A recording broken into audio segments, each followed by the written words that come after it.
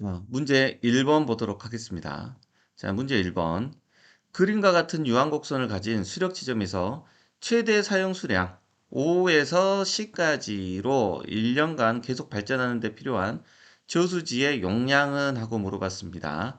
자, 이 문제는 그 전력 파트의 그 발전기에서도 수력 발전 파트라고 보시면 되겠습니다. 자, 문제를 보시면 자, 5에서 10까지 1년간 계속 발전하는 데 필요한 저수지의 용량은 하고 지금 물어보신 거죠. 자, 그러면 여기 5와 10, 요 사이 간격이 1년 동안 일수라고 지금 나와 있고요. 자, 필요한 저수지의 용량은 하고 물어본 겁니다.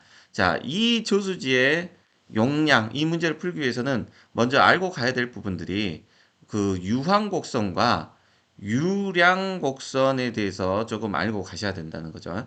자, 먼저 유량곡선과 유한곡선을 비교를 해보시면, 자, 유량곡선은 저수지의 뭐 용량을 결정을 한다거나 매일 수량을 적상 기록하여 댐을 설계하는 데 필요한 게 유량곡선이고, 유한곡선은 연간 발전 계획의 기초 자료로 된다라고 이렇게 자, 수업 시간이나 아니면은 뭐 교재에서 이렇게 나오기는 하는데, 자, 가장 간단하게 가시면 돼요.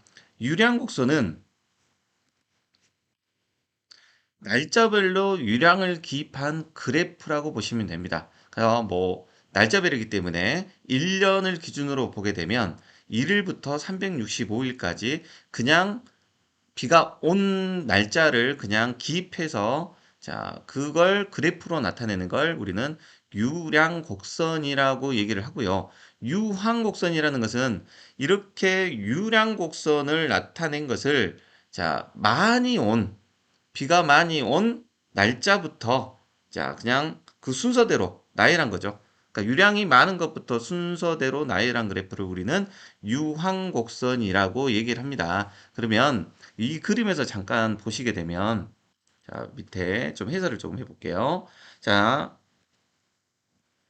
여기에 자, 앞쪽에 보시면 0일, 이제 1년에 365일로 보셨을 때 1일부터 365일까지 분명히 비가 오는 날도 있고 비가 오지 않은 날이 있을 겁니다. 그러면 비가 오는 날 중에서도 자, 우기가 되면 여름철에 이제 특수적으로 이제 비가 더 많이 오겠죠. 그러면 그 여름 기간 동안 우리는 풍수기라고 해서 비가 많이 오는 기간을 총 1년 동안 따져봤더니 대략 한 95일 정도가 비가 많이 오게 되더라.